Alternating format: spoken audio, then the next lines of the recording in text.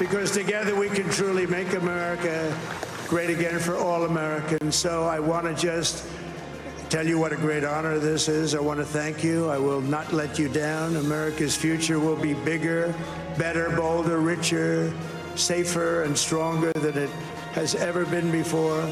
God bless you, and God bless America. Thank you very much. This morning, Donald Trump has secured a second presidential term. Moments ago, NBC News projected he won the state of Wisconsin, giving him the electoral votes needed for victory. He's also leading the popular vote as well. It is the third battleground state he flipped after winning Georgia and Pennsylvania. The races in Arizona, Michigan, and Nevada are still too close to call. Vice President Kamala Harris has not yet made a statement about the race. The crowd at her Howard University watch party was asked to go home shortly before 1 a.m. Cedric Richmond, who is a co-chair of the Harris-Walz campaign, told attendees the vice president would not speak until later today. A lot to go through, a lot of questions this morning. Joe, we'll start with your take. Well, I mean, so much to go through, so many questions. I came onto the set and Willie said, hey, by the way, because we were talking about the historic nature of this sweep. Yeah. And Willie said, do you know, he only lost Illinois by 4 points. 4 points in New Jersey by 5. I mean, you talk about we had talked about a red wave 2 years ago that never materialized. This is I've got to say, this is the biggest red wave I've seen since Ronald Reagan's 49 state victory in 1984. It seems every Republican across the country improved. Donald Trump is on track to sweep the 7 battleground states. We still have 3 outstanding. We'll see how those go. But he did better almost everywhere. In every county where the hope from the Harris campaign was that she would make up ground on Joe Biden's suburbs, Donald Trump actually did better. We'll break down some of these numbers, but the gender gap was not nearly as wide as the Harris campaign needed to be, and Latino men came out in force for Donald Trump. Boy, what a huge difference that made. And, you know, that was really just part of the stunning outcome. I mean, America, first of all, is far more to the right than any time in our lifetimes, even going back to the Reagan years. And Donald Trump won in dominating fashion. But he did that along with other Republican candidates in the Senate races and the House races. They're likely to dominate all branches of government for the next several years. And Donald Trump not only broke out through that sort of hard ceiling of 47-48%. Think about this.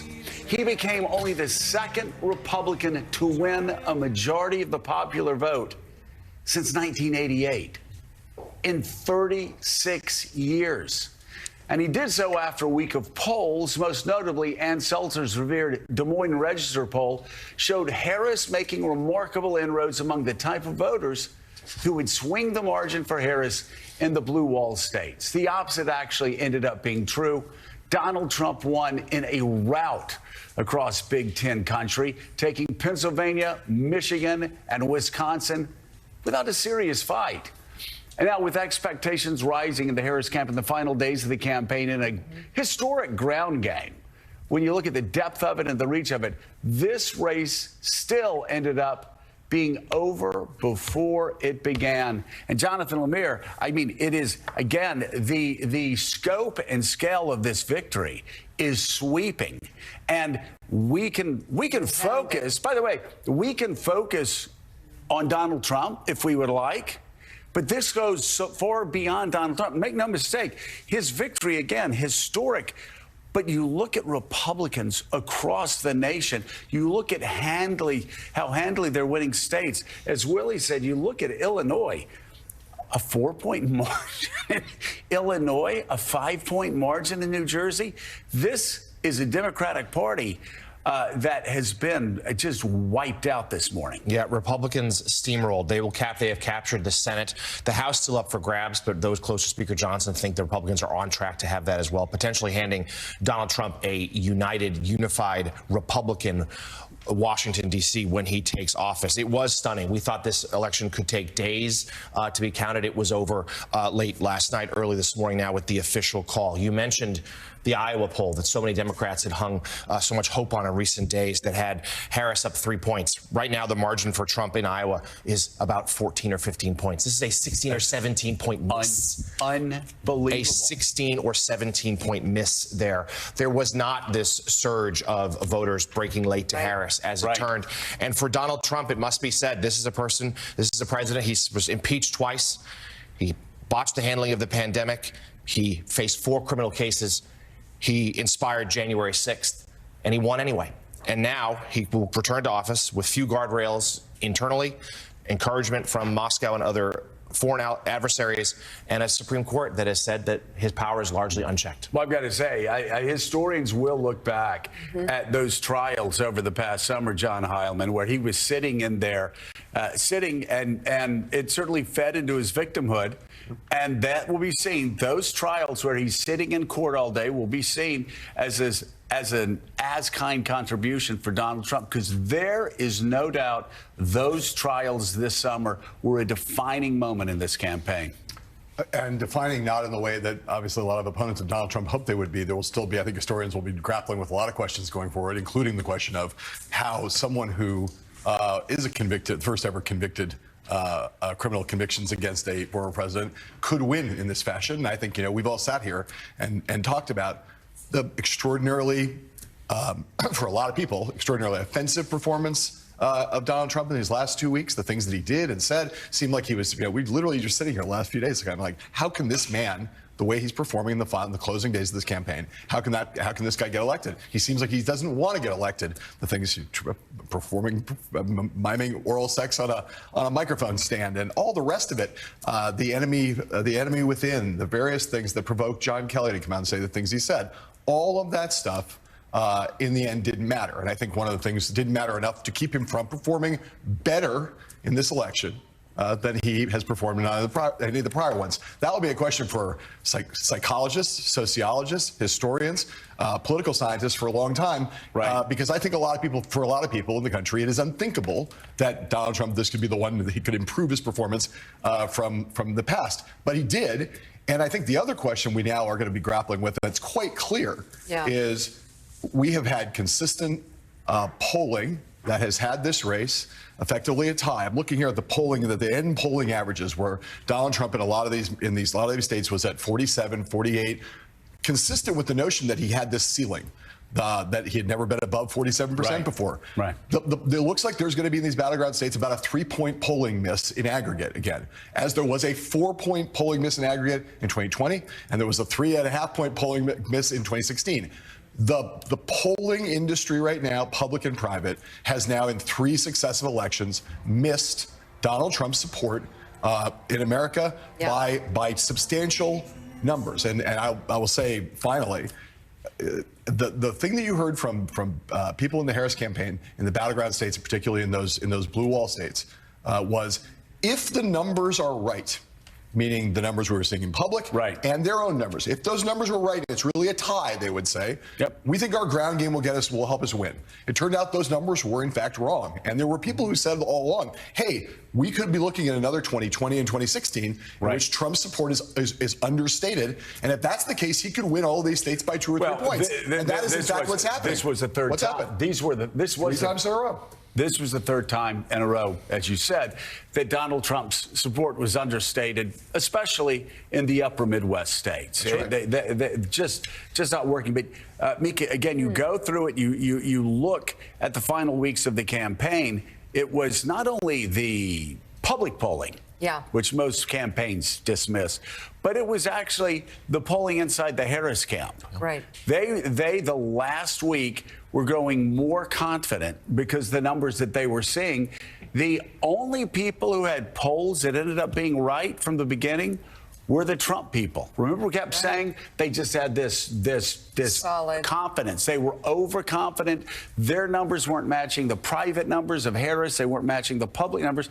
They had the right numbers all along because they were saying, we're getting more votes from Hispanic men. We're getting more votes from black men. We are going to do better. And they were never internally They're never worried. I think until the Ann Seltzer poll came out, and then they said, could we be that wrong? And it ended up they were not that wrong. Yeah.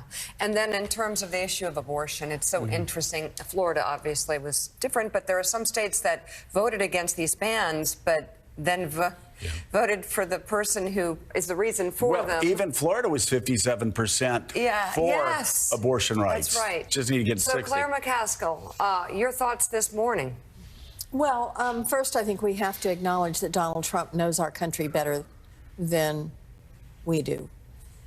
I think he figured out that anger and, frankly, fear were way more powerful than appealing to people's better angels. That anger and fear were going to work in this election, whether you're afraid of immigrants or afraid of people who are trans.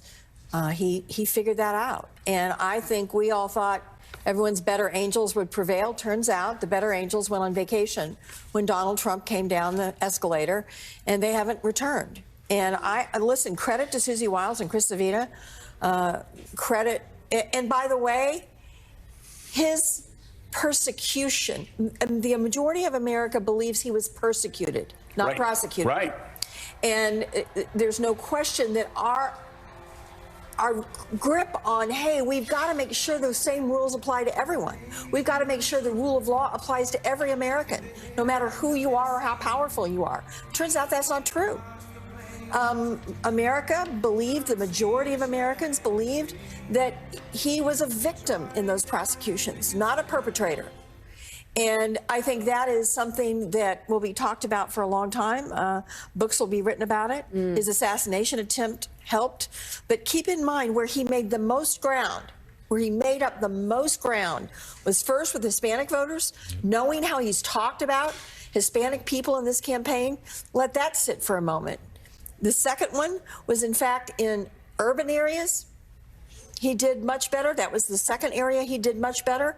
And the last one was with young voters. I think the Democratic Party was so cocksure that young people would reject this guy because they see a different America than he does. Turns out he appealed to their grievance and their anger and their fear just as much as he was appealing to white folks in rural America that aren't college educated. Yeah, and you went through so many things there that happened, including an assassination attempt, a tragic assassination attempt, where he actually got up, waved to the crowd, and made people think at the Wisconsin, at the Milwaukee convention the next week, hey, that's our guy. He's tougher. He's stronger. He got shot at. He's still standing up and, holding his fists to the crowd. And time and time again, in less dramatic ways, even in the courthouse, he'd walk out of the courthouse, he'd hold a press conference, he'd say it's a witch hunt. And again, you talk to Republicans who were going to run against him, like Nikki Haley and other people, they would say, these trials are just making him stronger. Yeah, and it appears they did. His voters believe that he is a victim, and they believe that he carries their grievance with him. And now back to the White House, whether it's generals coming out calling him a fascist, whether it's a long line of elite celebrities coming out for Kamala Harris, a largely adversarial news media against Donald Trump, he withstood it all. And they didn't like that. They didn't like that he